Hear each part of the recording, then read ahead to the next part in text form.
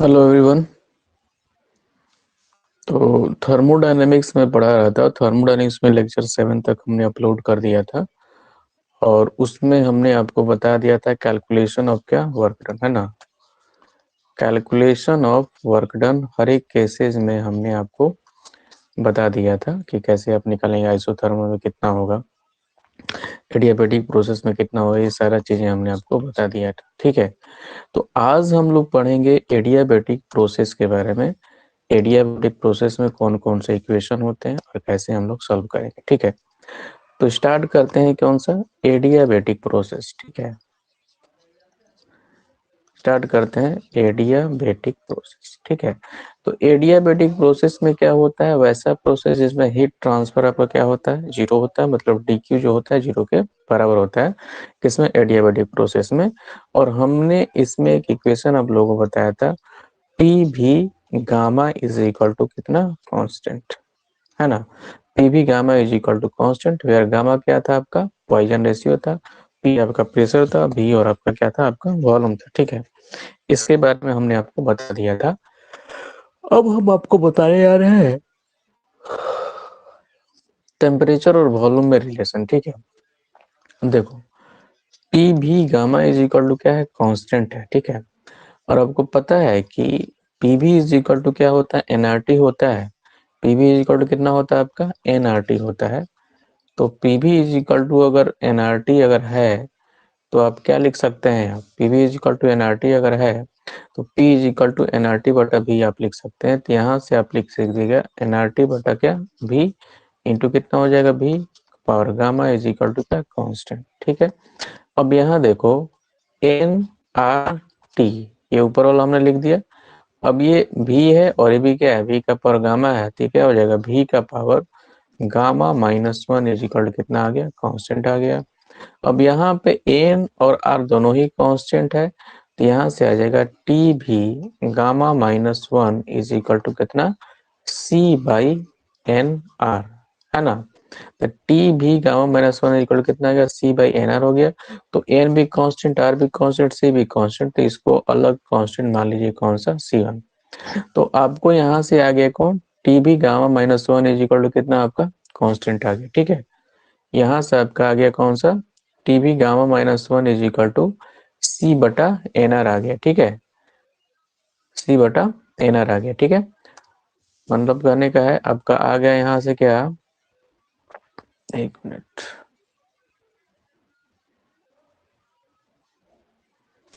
ठीक है, यहाँ से आपका आ गया टी भी gamma minus one is equal to क्या, कांस्टेंट। ये आपको एक क्या मिल गया, इक्वेशन मिल गया, टी भी gamma minus one is equal to कितना, कांस्टेंट हो गया। ठीक है, अब हम कोशिश कर रहे हैं P और T में रिलेशन। P और V में क्या आ रहा था, P v gamma is equal to constant. T और V में क्या आ गया, T v gamma minus one is equal to कितना, कांस्टेंट। अब हम आपको बताने जा रहे हैं कौन सा, P और T में रिलेशन की बात कर रहे हैं कि P और T में कैसे रिलेशन हम निकालेंगे।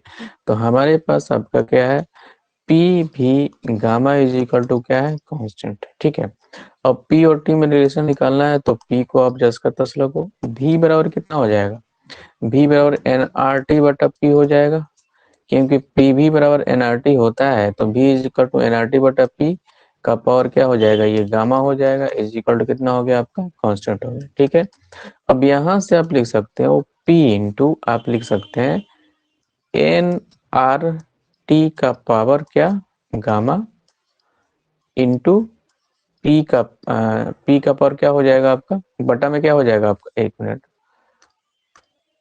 यहाँ पर देखो ये बटे में क्या हो जाएगा आपका, टी का power gamma is equal to कितना, कांस्टेंट।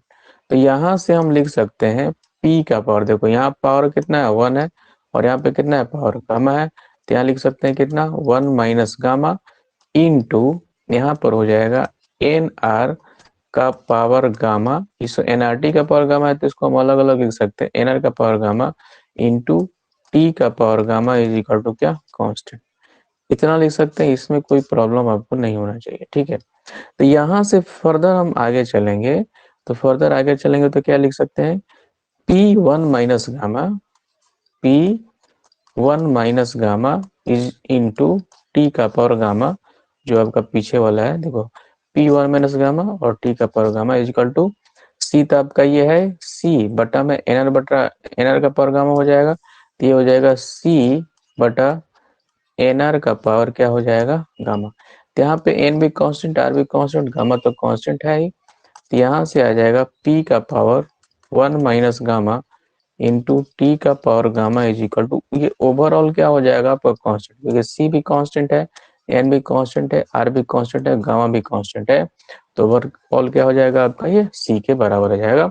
तो पी वन का पावर पी का power 1 minus gamma into T का power gamma is equal to क्या आ गया आपका कांस्टेंट आ गया। ठीक है, ये भी आप इसको याद रख सकते हैं। ठीक है, इसका एक और फॉर्म आता है, जैसे इसको करते क्या हम लोग कि P1 minus gamma into T का पावर गामा है, अब दोनों तरफ क्या कर दिए 1/1 माइनस गामा से 1/1 माइनस गामा का पावर चढ़ा दिए, तो इधर भी क्या हो जाएगा सी का पावर 1/1 माइनस गामा। अब ये क्या हो जाएगा P का पावर 1 माइनस गामा, इसको आप अलग अलग सकते हैं 1 माइनस गामा इंटू टी का पावर गामा बटा 1 माइनस गामा इज इक्वल क्या हो जाएगा, ये तो कांस्टेंट हो जाएगा, क्योंकि गामा आपका कांस्टेंट है, कोई भी आपका गैस दिया रहेगा तो उसका गामा कांस्टेंट हो जाएगा, तो ओवरऑल क्या हो जाएगा आपका कांस्टेंट हो जाएगा, इसको मान लो क्या सी में। अब देखिएगा ये 1 माइनस गामा ये टोटल हो जाएगा कैंसिल, तो आपको क्या बच जाएगा, ये बच जाएगा आपका P into gamma, P into gamma नहीं भी, P इंटू भी नहीं, P इंटू क्या टी, P इंटू टी का power gamma by 1 minus gamma is equal to क्या कांस्टेंट। तो ये भी फॉर्म आपको कहीं कहीं दे देता है ना, P इंटू टी का पावर गामा बटा 1 minus gamma is equal to क्या कांस्टेंट, इस तरीके से हम अप्लाई कर सकते हैं। ठीक है, अब देख लीजिए, अब हमने 3 इक्वेशन आपको बता दिया, p v gamma is equal to क्या कांस्टेंट, टी भी gamma minus 1 is equal to क्या कांस्टेंट, और पी टी गामा बटा 1 minus gamma is equal to क्या कांस्टेंट, जो कि अभी यहाँ पर आपका आया हुआ। ठीक है, इस तरीके से हमने सारा चीज आपको यहाँ पे बता दिया, समराइज कर दिया। PV gamma minus PV gamma is equal to constant, TV gamma minus 1 is equal to constant, और पी टी का पावर गामा बटा gamma 1 minus gamma is equal to क्या कांस्टेंट। ठीक है, अब इसको कैसे अप्लाई करेंगे, देखो अब इसमें है क्या है कि मान लेते हैं कि एग्जाम्पल छोटा सा लेते हैं। ठीक है, ये आपका पीवी कर्व हो गया, ये आपका क्या हो गया पीवी कर्व हो गया, और पीवी कर्व में ये जो प्रोसेस है ये आपका एडियाबैटिक है, क्या दिया है आपका एडियाबैटिक प्रोसेस दे दिया है। तो मान लेते हैं कि यहाँ पे शुरुआत में या यहाँ पर ए पॉइंट पे, ए पॉइंट इसको ए मान लीजिए और क्या मान लीजिए आपका ये बी पॉइंट मान लीजिए, यहाँ पर गैस का टेम्परेचर T1 है और वॉल्यूम कितना V1 है, बी पॉइंट आते आते इसका टेम्परेचर T2 हो जाता है और वॉल्यूम क्या हो जाता है V2 हो जाता है। ठीक है, अब ये बोल रहा है, अब ये बोल रहा है आपका कि ये जो प्रोसेस है वो क्या है आपका एडियाबैटिक है। तो एडियाबैटिक प्रोसेस होगा तो हम क्या लगा सकते हैं, एडियाबैटिक प्रोसेस है तो हम टी भी gamma minus 1 is equal to constant apply कर सकते हैं। तो टी भी गामा माइनस 1 कॉन्स्टेंट अप्लाई कर सकते हैं, तो यहाँ पे 2 कंडीशन दिया है, ए पॉइंट पे और बी पॉइंट पे, तो ए और बी पॉइंट पे अप्लाई करेंगे तो ए वाले पॉइंट पे कितना हो जाएगा T1 V1 का पावर गामा माइनस 1, और बी पॉइंट पे कितना हो जाएगा T2 V2 का पावर गामा माइनस 1। इस तरीके से हम अप्लाई करके क्वेश्चन को बनाते हैं। ठीक है, अगर मान लेते प्रेशर यहाँ पे दिया रहता पी और टेम्परेचर दिया रहता तो पी टी का पावर गामा बटा 1 माइनस गामा वाला हम लोग यूज कर सकते हैं। ठीक है, तो इस तरीके से क्वेश्चन कुछ आपके आते हैं तो क्वेश्चन हम लोग करेंगे और क्वेश्चन हम लोग बनाने की कोशिश करेंगे। ठीक है, तो देखिए अब नेक्स्ट में आपका जो है एक क्वेश्चन बनाते हैं आप लोग, है ना। तो क्वेश्चन हमारे पास दिया हुआ है कि देखो क्वेश्चन हम एक लिख दे रहे हैं, क्वेश्चन हमारे पास दिया हुआ है कि 1 mole of CH4 gas, 1 mole of CH4 gas at 300 Kelvin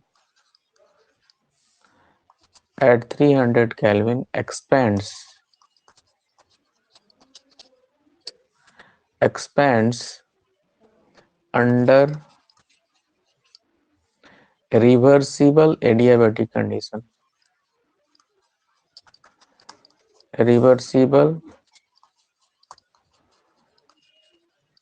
adiabatic condition. Reversible adiabatic condition such that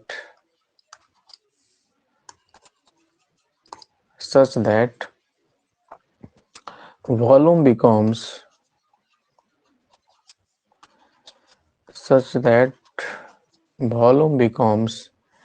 27 times. Such that volume becomes 27 times. Calculate the final temperature. Calculate the final temperature and work done. आपको निकालना है work done and final temperature आपको निकालना है। 1 मोल gas है, ठीक है, CH4 gas आपका दिया हुआ है। शुरुआत में वो आपका 300 केल्विन टेम्परेचर पे आपका है, 300 केल्विन टेम्परेचर पर आपका दिया हुआ है। ये एक्सपेंड कर रहा है अंडर एडियाबैटिक कंडीशन में, और एक्सपेंशन के बाद इसका वॉल्यूम क्या हो रहा है, 27 टाइम्स हो रहा है। देख लीजिए, सबसे पहली बात कि ये एडियाबैटिक प्रोसेस आपका दिया हुआ है, ठीक है। अब देखो 1 मोल गैस है ना, 1 मोल गैस दे दिया है और ये आपका एडियाबेटिकली क्या कर रहा है, एक्सपेंशन कर रहा है, ठीक है। तो मान लो कि V1 is equal to V है, तो V2 कितना हो जाएगा आपका, 27 भी हो जाएगा, ठीक है। और इसका इनिशियल जो टेम्परेचर है वो आपका कितना है, T1 इज इक्वल टू कितना दे दिया है, 300 केल्विन दे दिया है। और बोल रहा है कि फाइनल टेम्परेचर इसका कितना हो जाएगा, ठीक है। एडियाबेटिक प्रोसेस में कोई भी गैस आपका एक्सपेंड कर रहा है और एक्सपेंशन के बाद उसका वॉल्यूम हो जा रहा है 27 टाइम्स हो जा रहा है। शुरुआत में उस गैस का टेम्परेचर 300 केल्विन है, तो बोल रहा है कि उसका फाइनल टेम्परेचर मतलब T2 क्या होगा, और आपसे वर्क डन भी पूछा जा रहा है, ठीक है। तो अब देखो एडियाबेटिक प्रोसेस दिया है, टेम्परेचर और वॉल्यूम आपका वेरी कर रहा है, तो हम क्या लगा लेंगे, यहाँ पे लगाएंगे टी भी gamma -1 is equal to constant.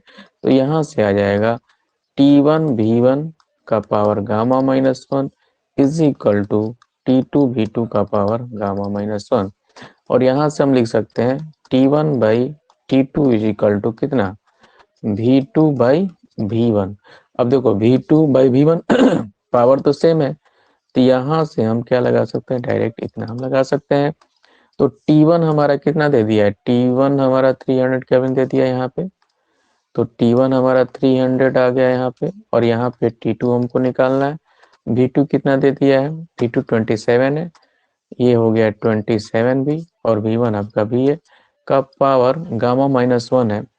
अब आप बताएं कि गामा का वैल्यू कितना रखेंगे, तो यहाँ पर ध्यान दीजिएगा CH4 गैस है, ये आपका पॉली एटॉमिक गैस है, तो पॉली एटॉमिक गैस के लिए गामा का वैल्यू होता है कितना, 4/3, ठीक है।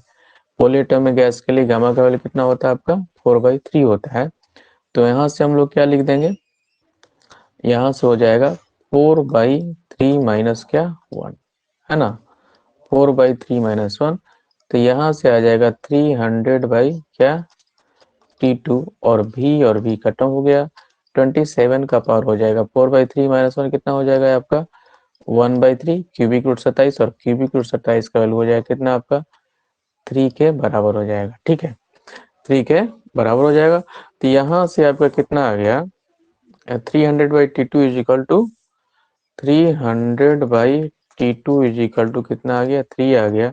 तो T2 आपका हो जाएगा कितना, 300/3 मतलब कितना 100 केल्विन, है ना। ये आपका कितना हो गया, 100 केल्विन आ गया, ठीक है। तो T2 आपका 100 केल्विन आ गया, और T1 आपका कितना दे दिया है, 300 केल्विन दे दिया। अब आपको एक वर्क डन में निकालना है, तो वर्क डन जो होता है एडियाबैटिक प्रोसेस के लिए हमने बताया है NR डेल्टा T बटा क्या होता है, गामा -1 होता है, ये हमने बताया है।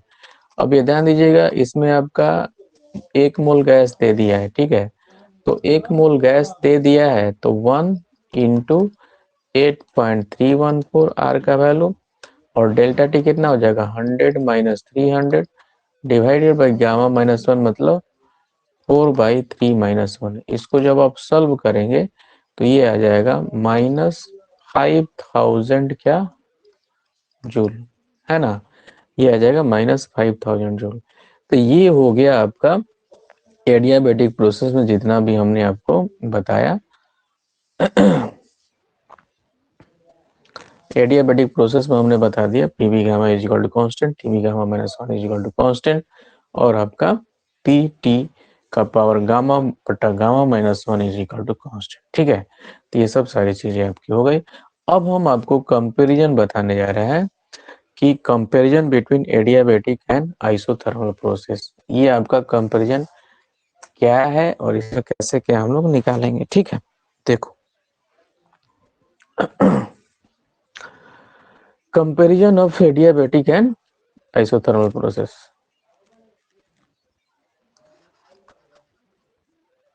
Comparison of isothermal and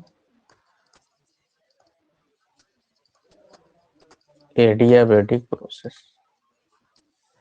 comparison of adiabatic and isothermal process. देखिए, तो हमने आपको बताया था पहले भी हाँ, जब एडियाबेटिक प्रोसेस के बारे में जब बता रहा था शुरुआत में, तो उसमें हमने बताया था कि P और V के बीच जो कर्व होता है, P और V के बीच जो कर्व होता है, तो कर्व का जो नेचर होता है, एडियाबेटिक प्रोसेस हो या आइसोथर्मल प्रोसेस हो, कर्व का नेचर आपका क्या होता है, सेम होता है। कर्व का नेचर क्या होता है, सेम होता है। मतलब ये भी इस तरीके से नेचर जाता है और एक नेचर आपका इस तरह से, दोनों का देखिएगा नेचर सेम है, दोनों का ग्राफ का नेचर क्या आपका सेम है। लेकिन इस तरह का अगर आपको ग्राफ मिले तो ये जो ऊपर वाला ग्राफ होता है ये होता है आइसोथर्मल, ये क्या होता है आपका आइसोथर्मल होता है, और नीचे वाला जो ग्राफ होता है ये क्या होता है एडियाबेटिक होता है। ठीक है, ये क्या होता है आपका एडियाबेटिक। तो कभी कभी एग्जाम में कभी कभी क्या है नीट वाले में पूछ देता है, दो तरह का इस तरह से ग्राफ दे देगा, बोलेगा कौन सा आइसोथर्मल और कौन सा आपका एडियाबेटिक है।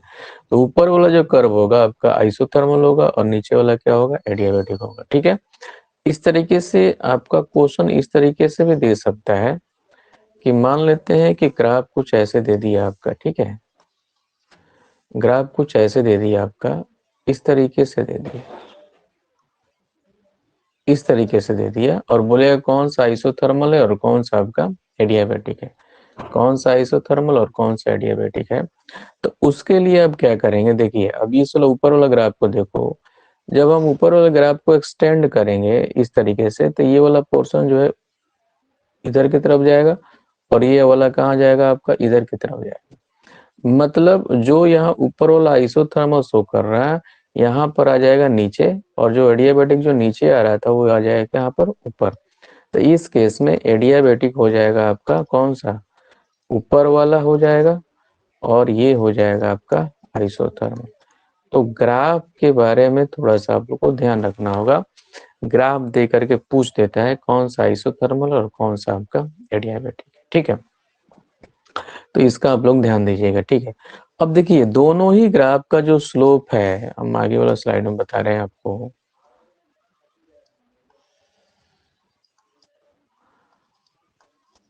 पी और वी। ठीक है,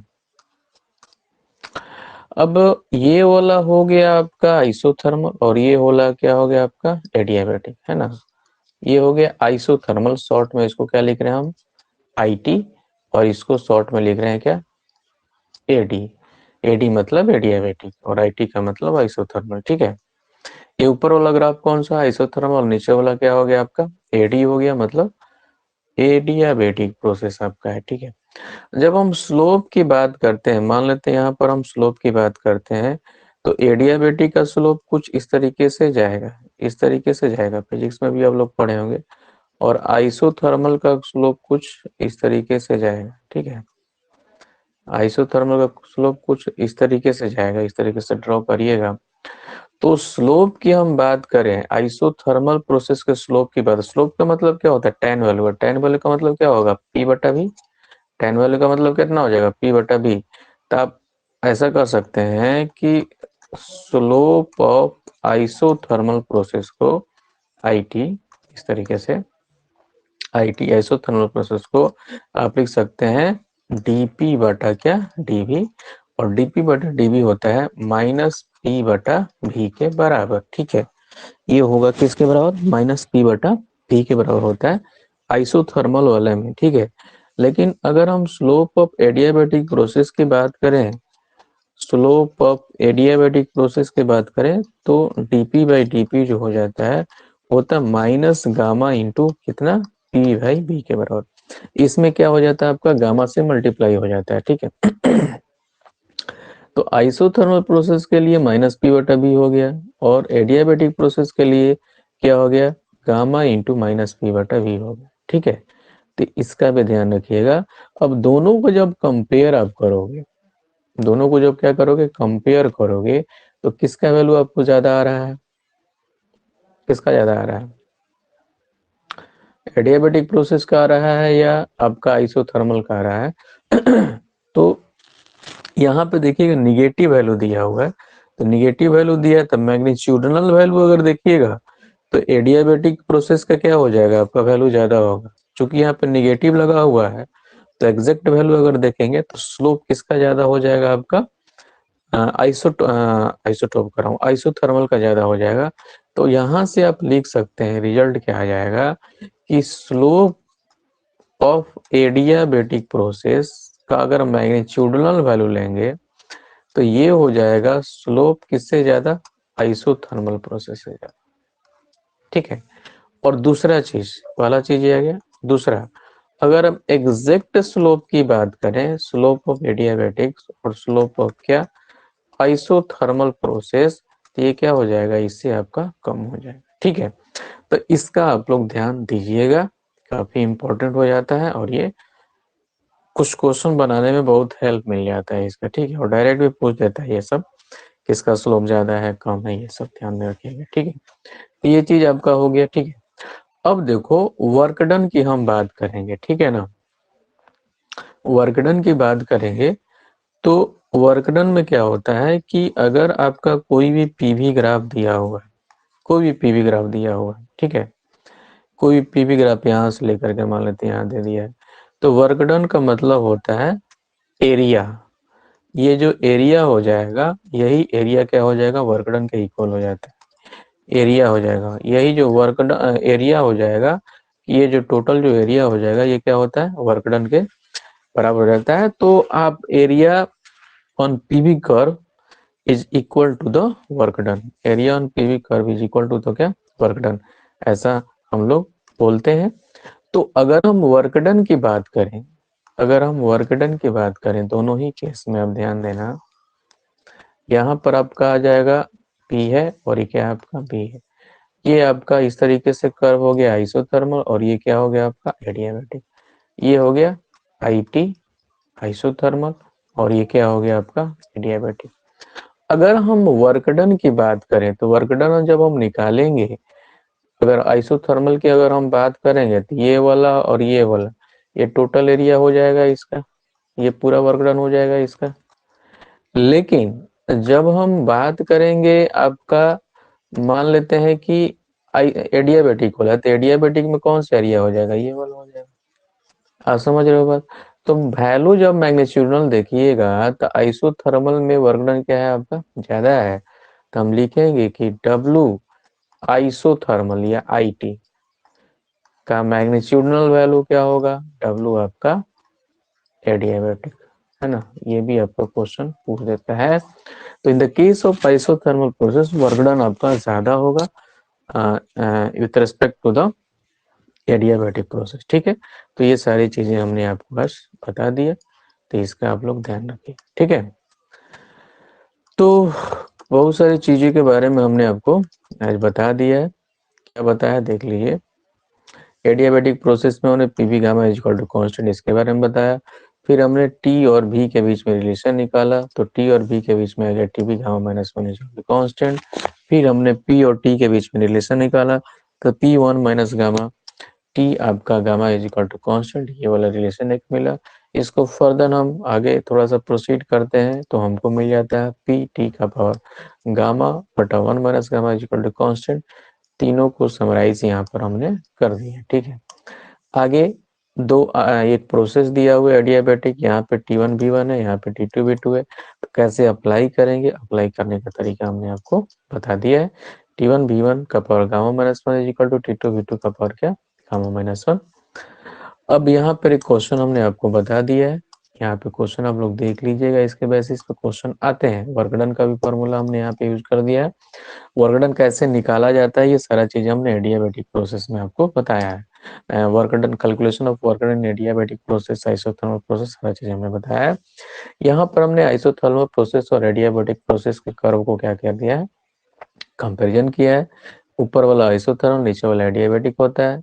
ऊपर के तरफ बढ़ाएंगे तो नीचे वाला आपका आइसोथर्मल और ऊपर वाला आपका एडियाबेटिक, ठीक है। और यहाँ पे स्लोप की हम बात करेंगे, slope of isothermal minus P बटा वी और slope of adiabatic minus gamma into P बटा वी होता है। उसके बाद स्लोप जब कंपैरिजन करोगे तो एडियाबेटिक का जो मैग्नीट्यूडल वैल्यू आईटी से ज्यादा होता है, लेकिन एग्जैक्ट वैल्यू इससे क्या होता है, कम होता है। वर्क डन की हम बात करेंगे तो आइसोथर्मल में आपका क्या होगा, वर्क डन ज्यादा होगा विद रिस्पेक्ट टू एडियाबेटिक, ठीक है। तो आज हम इतना ही खत्म करते हैं, ठीक है। आज हम इतना ही बताते हैं आप लोगों को, कल से फिर हम आपको आगे बढ़ाएंगे। अब आप ये बताना कि इस पे सही लग रहा है कि नहीं लग रहा है। अगर लग रहा है तो ठीक है, नहीं तो बताइए कमेंट करके कि बोर्ड पे पढ़ाया जाए, क्या किया जाए, ठीक है। अभी 10:30 हो रहा है, रात के 10:30 बजे मैं शूट कर रहा हूँ आपके लिए। तो बता दीजिए कि इस पे ज़्यादा अच्छा है कि किस पे, बोर्ड वाले पे, ठीक है।